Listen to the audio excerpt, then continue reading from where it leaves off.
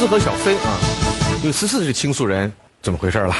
其实呢，我跟小飞在一起都6年了，以前那么穷的日子都跟他熬过来了，现在呢日子稍微好过一点，他不要我了，几个月都不回家，说什么呢？只要我在家里，他就永远不回来。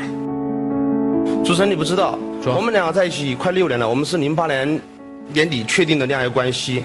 确定了以后，之前我们在一起，我是做酒店管理培训的，我1个月可以挣到差不多加外快的话4、5万、30万没有问题。但是这些钱化成什么？全是衣服。当初你自己说过的要养我一辈子，你现在这样算什么呢？你知道你自己多少衣服吗？谁没事去数自己的衣服？有病吧？我有病，我帮你数过。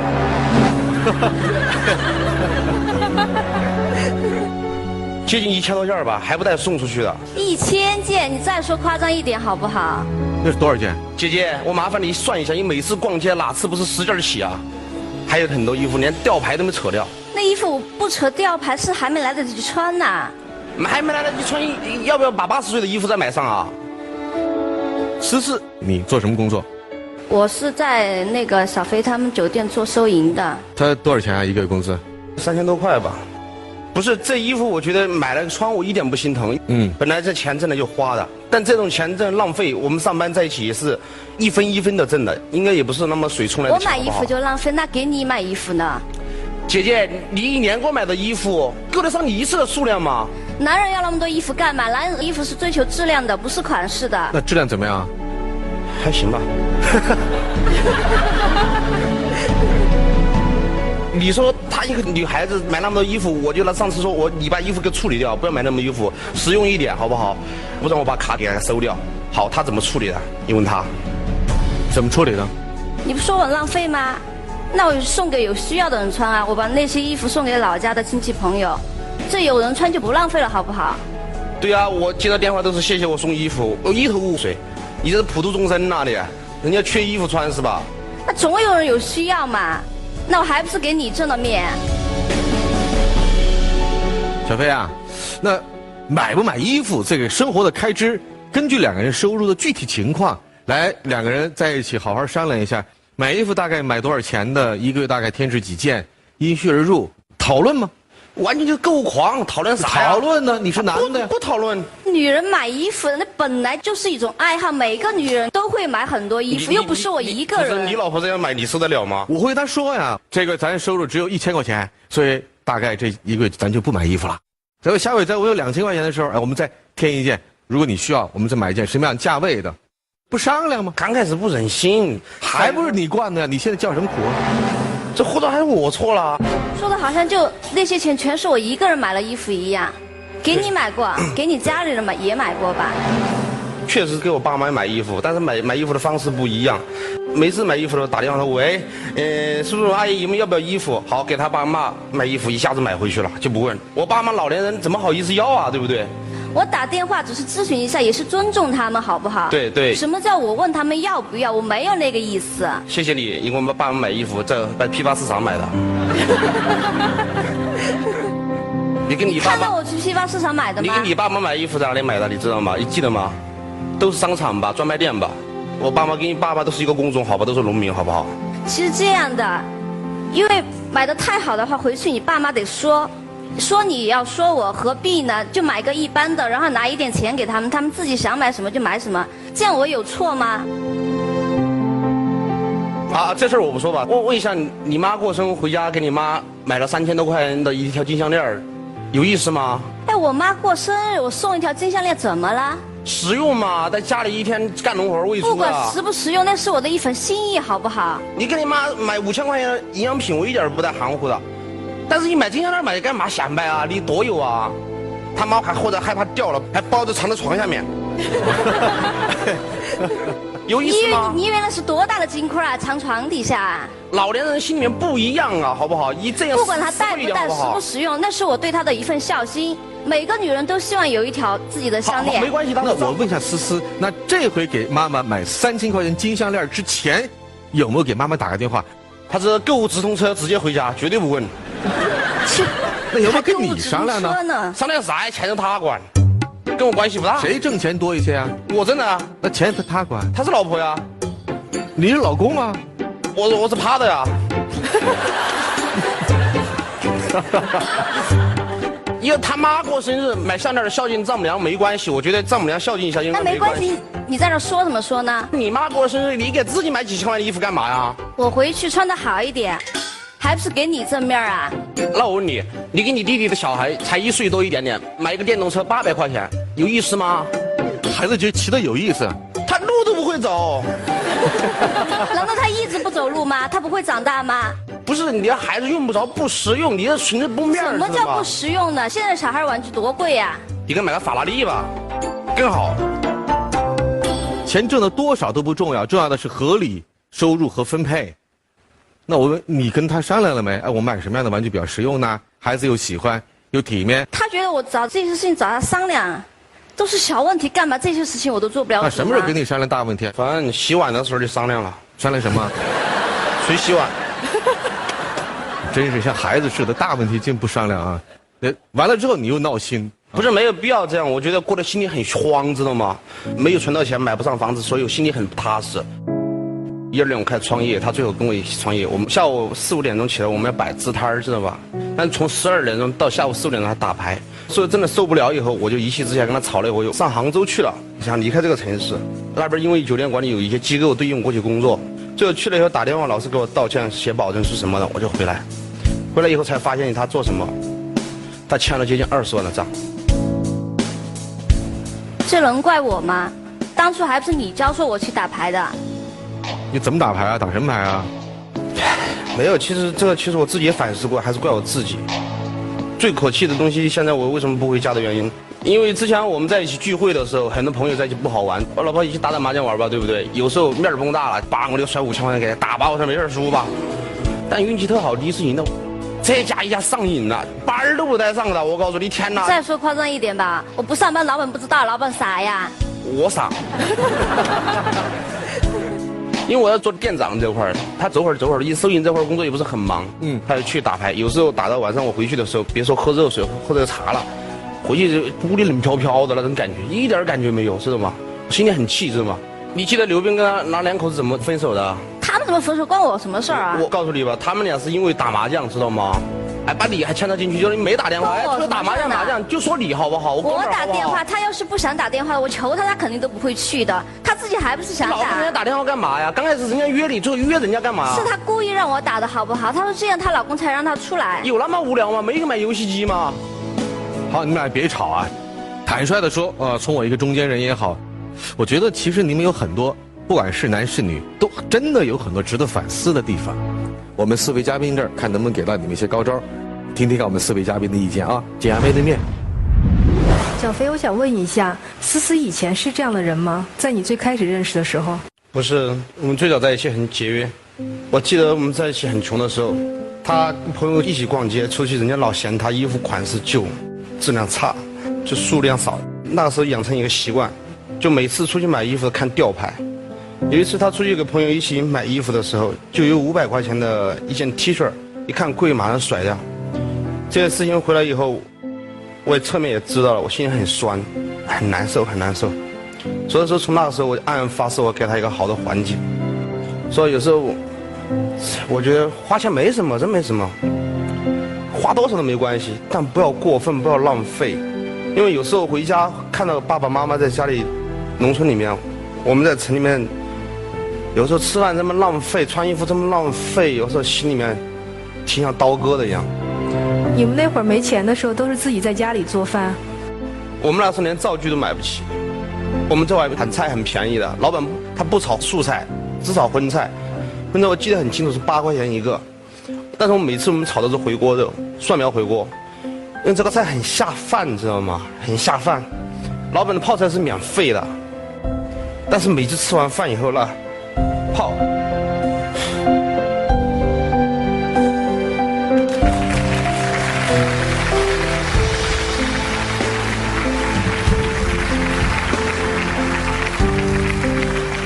每次吃完饭以后，碗里盘子里面肉都没谁吃，不是我们不想吃，是因为都知道对方需要，但是每次泡菜都是5、6份吃，我们这样过来的。所以说，觉得你的意思是那会儿其实是真的很疼你，回锅肉他也不敢吃，你也不敢吃，都想留给对方吃。对，最后米饭都吃饱了，确实也吃不下了。那种日子真的很幸福，可不是吗？在我们看来都很艳羡的这样的，虽贫寒却幸福的爱情或者是婚姻，什么原因让这样的美好的状况突然斗转星移，成了现在的这个窘境了呢？其实当时他爸妈也不看好我们俩在一起，因为我农村老家达州的，我老爸年龄比较偏大，老妈年龄比较偏大，因为我爸40多岁生的我，老来得子这种吧，在我们那里说娶个媳妇儿就不容易了，所以说他在一起能跟我死心塌地的，我心里面特别感激，也特别爱他。在一起又那么辛苦的走过来，我觉得挣多少钱我从来不管钱的，我出门兜里除开应酬挎卡以外，其他我1分钱不花。现在都养成一个习惯，吃面条要问价格多少钱。我还有一个不好的习惯，就是买菜讲价，他现在都没有了，以前有，他现在没有了，我不知道他什么时候变成这样子。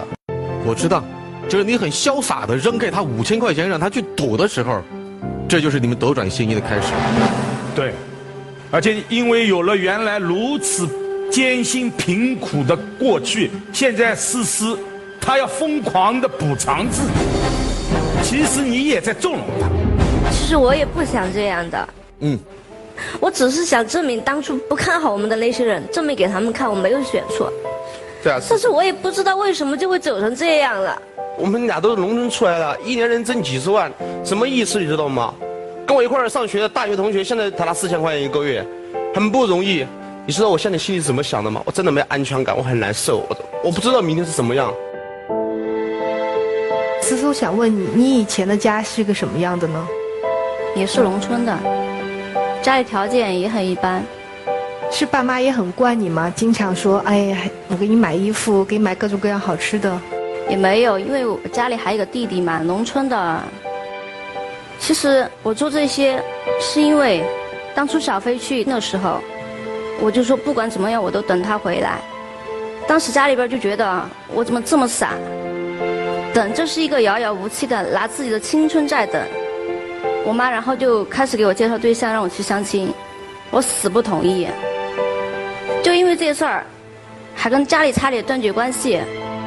我妈就说：“那不管你了，看你到时候等到个什么样。”然后我朋友那些也都说我。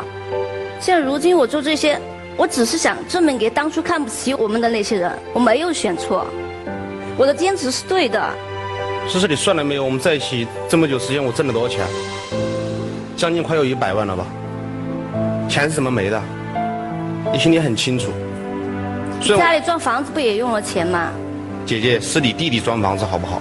你老家没装吗？我家里花了3000多块钱扯了一个篷布好不好？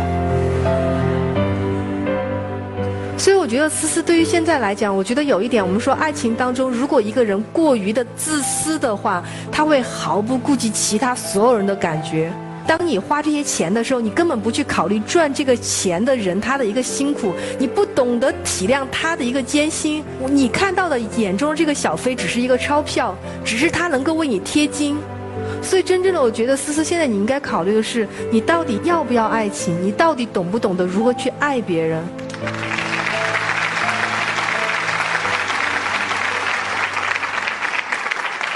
作为男人，他有过承诺要养你一辈子。如果说在这样的承诺下，一个女人她大肆的挥霍，变成了一个无底洞，皇帝老儿活到今天，他也会承受不了。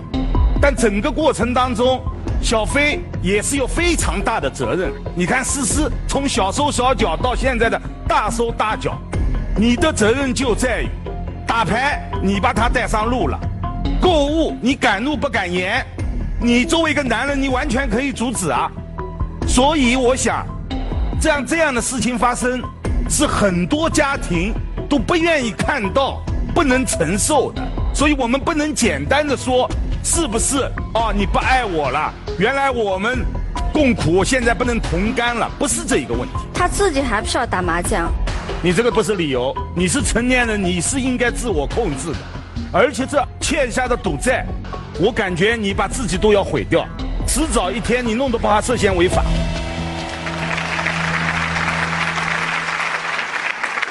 思思，思你今天来是希望他回到你的身边是吗？那你直到现在没有做出任何反思自己的行动，始终在这里把所有的借口都推向别人，因为你，因为他，因为这个，因为那个，你自己都不反思自己，你怎么能够希望别人回到你的身边？你这不是把人往外推吗？我跟你说，你最大的问题在哪里？你对于金钱和时间是没有驾驭能力的。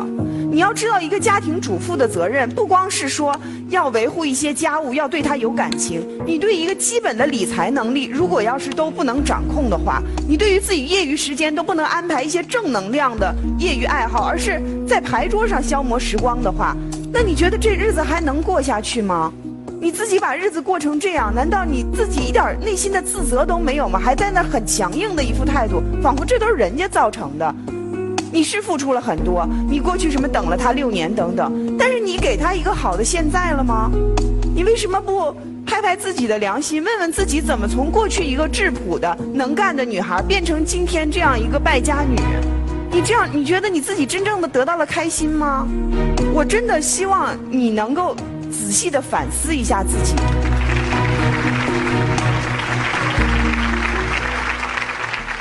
我跟你们讲个事儿吧，这个事儿跟你们类似。有一次在一个酒楼啊，进来了2个人，一男一女，穿着都不错，看着像夫妻，拎个旅行包，然后进来就坐下了。这服务员就上来了，说你们要吃些什么呀？那女的说我要1碗馄饨。服务员说我们这里不卖馄饨，我们这是酒楼。老公就说吃什么馄饨呢？我们又不是没钱。然后那妻子说不，我就要馄饨。然后服务员就很不情愿的出去买了1碗馄饨，进来之后放他们桌上。这个时候这个老公啊火大了，因为那服务员把那馄饨放桌上的时候脸色特别不好看。老公说我不管你吃什么，我要吃菜，我都饿了1天了，我想得自己补一补。啊，拿菜单过来，点了7、8、9个菜。这个妻子不冷不热说了一句话：服务员，他点这么多菜，你得问他有没有钱付。这老公说这怎么可能呢？我难道没钱吗？往衣服兜里一摸，钱包不见了。他妻子说你找什么呀？我告诉你，我全都扔了。他说你说假的吧？扔了我们怎么回去啊？1分钱都没有。老婆说20年前我们做生意亏了，被别人骗得精光的时候，我们也不就是靠2条腿走回去的吗？而且也是在这家店，当时他就是家馄饨店。这男的就愣住了，然后那女的自言自语的说看来你是把以前的都忘了。然后让服务员说再拿个碗来，把馄饨倒一半到那碗里，把碗推到他老婆面前，吃吧。这丈夫说我不饿，不吃。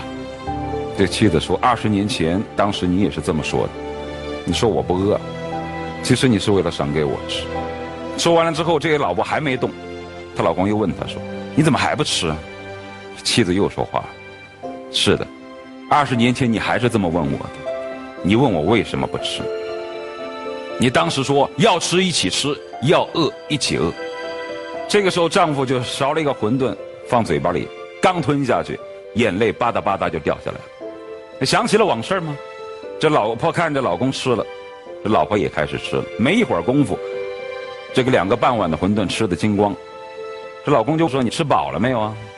老婆没做声，然后这老公就上下摸的那个皮鞋里面藏了5块钱，他就让服务员再去买1碗馄饨。老婆就说还难为你还没忘了这5块钱的事儿，当年你也是在袜子里面藏了5毛钱，你就怕我饿了还想吃馄饨，所以你藏起了5毛钱。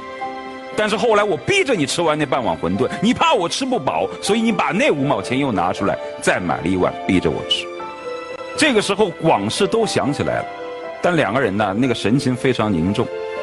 这服务员呢马上出去又买了1碗馄饨回来，这老公盛了大半碗放在他老婆的那个碗里面，跟他老婆说赶快吃，吃完了之后我们就回家，走着回家。他老婆边哭边说行，吃完了我就回去跟你离婚。离婚协议书不是你已经拟好了吗？放心，我不缠着你，我今天这么做的目的就是想跟你在一起饿一回，在一起苦一回。这男的就跪下了，他说我不离了还不成吗？我回去就把离婚协议书烧了，我再也不离了，我混蛋，我忘了本。这事儿跟你们事儿有点像吧？但是再想想以前你们吃的那些所谓的免费的咸菜，再想想他们故事当中那5块钱，想想嘛，做人为什么要忘本呢？有的时候回想一下以前的那些事儿不容易嘛，为什么能够同苦却不能共甘呢？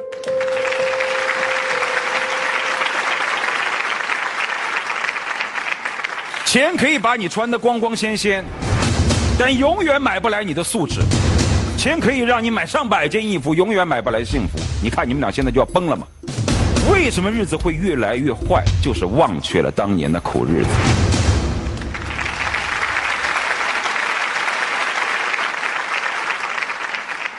小飞，你刚才一直在观察涂磊老师在讲这个故事的时候你的表情，我认为你在努力的听，努力的听取这个故事能够为你所用的人生的真谛。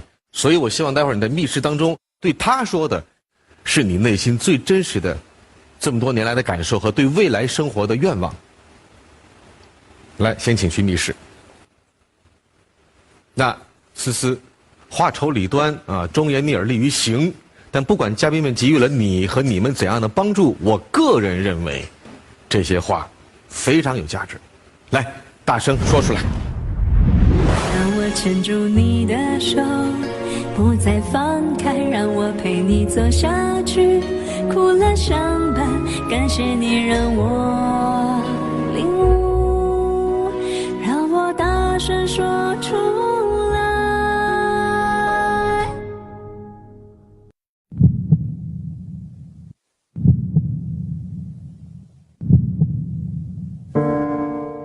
小飞，这6年我们都熬过来了，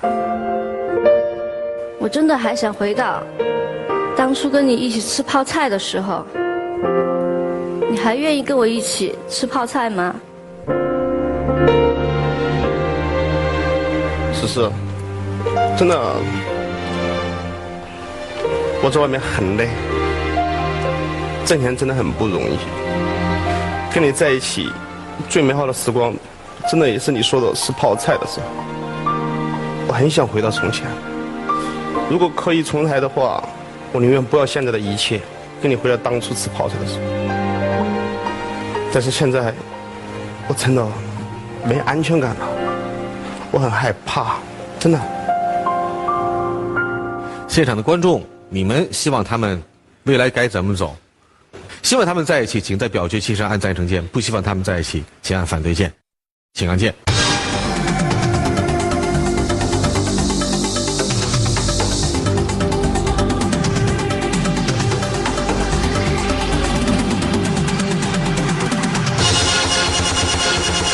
这个结果有点让我意外，希望你们在一起的只有37%，但是命运是掌握在你们自己手上，是吧，思思？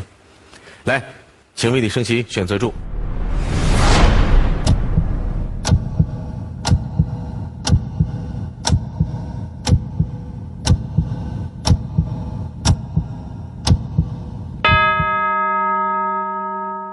请选择。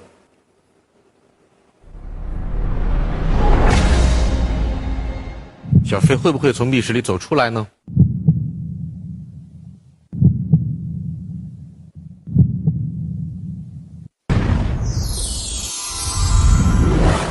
请选择。小飞会不会从密室里走出来呢？